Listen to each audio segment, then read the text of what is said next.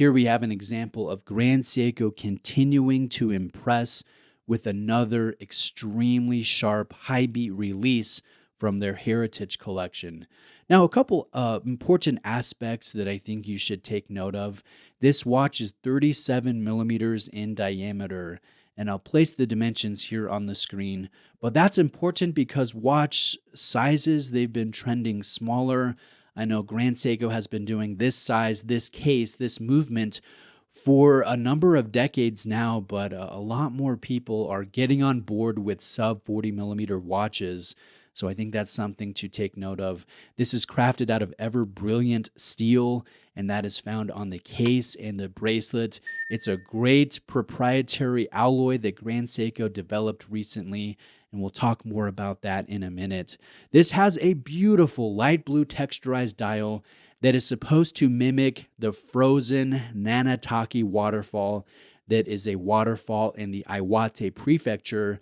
So Grand Seiko, they love tying in their designs to regional, environmental, or natural areas or aspects, and I think that's kind of neat. Now, this has the 9S85A movement within. It's a true high beat movement. It beats at 5 hertz or 36,000 times every hour and has 55 hours of power reserve. This watch is a celebration of the first 9S high beat movement that Grand Seiko released in the modern era. That was back in 1998. And this has the same case, the same bracelet, the same dimensions, and the same movement base. And this is the best part. I think you'll like this. This is not a limited edition. This is a standard production release that's part of the Heritage Collection. Now, thank you to Exquisite Timepieces for lending this watch in for a review. Exquisite is an awesome family-owned AD in Florida. I've been working with them for years in both buying personal watches from and also borrowing luxury watches to present. So if you're shopping Seiko, Grand Seiko, Tudor, Omega, or any of the other 60 brands that they carry, I definitely recommend them, and a link is below. Now let's take a closer look at the dial and the detail work, because I think this is the highlight of this particular release. This has a gorgeous ice or light baby blue dial color. I think it is very striking. It's not too light. It has just the right amount of saturation and a subtle vertical grain to the texture. And this grain, it's a little irregular, so this should mimic falling water, just like the nickname of the watch suggests, the ice fall. Now, this has laser sharp Dauphine style hands that are fully polished, and I think this is another highlight of the watch. This has tall applied markers. They're also fully polished, so there are just great reflections coming off of these small metallic elements of the dial. And I know sometimes Grand Seiko takes this style of applied marker and they place linear grooves in the top portion of it, but this doesn't have that. It's entirely polished, just like that first 9S high beat Grand Seiko release from 1998. Now, the Grand Seiko badge is applied, and the date wheel also has a metal frame. And notice how the date wheel is silvered. And I really enjoy seeing this subtle aspect. It's something that Seiko and Grand Seiko has done. They've done it on and off for a number of decades now. And then the last aspect of the dial that I think is important is this rehaut. It's polished, so you definitely see reflections of the dial, the markers, and the tips of the hands at specific angles, and I think that just adds to the visual dynamic nature of the overall design. And I would give this a 10 out of 10 for the dial and the detail work. Now, the movement within the case is the 9S85 high beat. It is beautifully finished with wide, defined striping. This has gold-coated text and an almost rainbow-like appearance when you angle the watch just right and take a look at this caliber. I mentioned it's a true high beat movement. It has 37 different jewels, 55 hours of power reserve, and is adjusted in 6 different positions and multiple temperatures. The accuracy spec is +5 to -3 seconds per day, which is just a little bit tighter than COSC spec.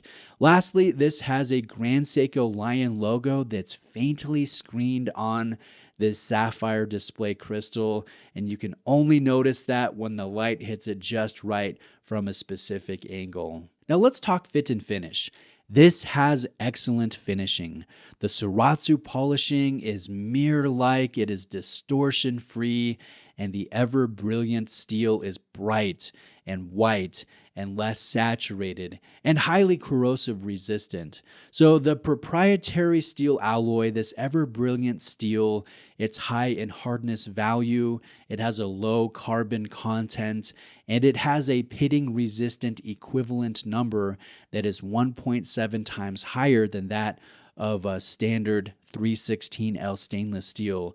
And I do expect this to become the standard steel alloy for Grand Seiko in the future, but as of the time of recording this video, it's only found in select releases. Now, when it comes to the fit, this watch does wear nicely, but it wears a little small, and it's just a tad too small for my own preferences. And for reference, my wrist is 7.25 inches in circumference. But I will say that many in the watch market will love the dimensions here. They'll love the proportions. The only aspect that I don't think is ideal is the 13.3 millimeter case height, and that is to the top of the Proud Set AR-coated sapphire crystal.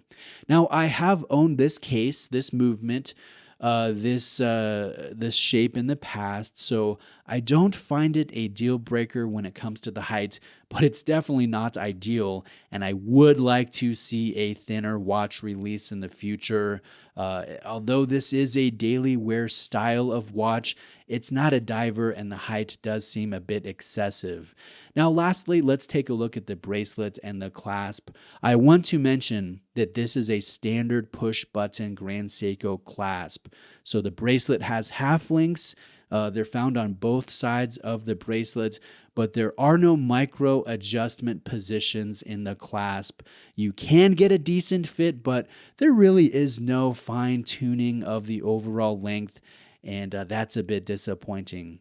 I'm a bracelet fan. I would wear this watch on the bracelet, but I admit this would sing on a number of different leather straps. The dial is just that good, so I think this would look awesome on a number of different brown or honey colored leather straps or a couple different shades of blue. Now, the retail price is $6,900. It is available right now from Exquisite Timepieces. I've linked this watch. I've linked my own sales associate's contact information below for those of you that are interested. You're welcome to name drop me. You're welcome to say that I recommended Exquisite to you. I don't get a commission or anything of the sort, but I would appreciate the shout out. Let me know what you think about the watch below and ask me any questions that you have. I'll do my best to answer the questions. And then if you appreciated this video, please hit like, please subscribe for more luxury watch content like this. I post every few days. Thanks.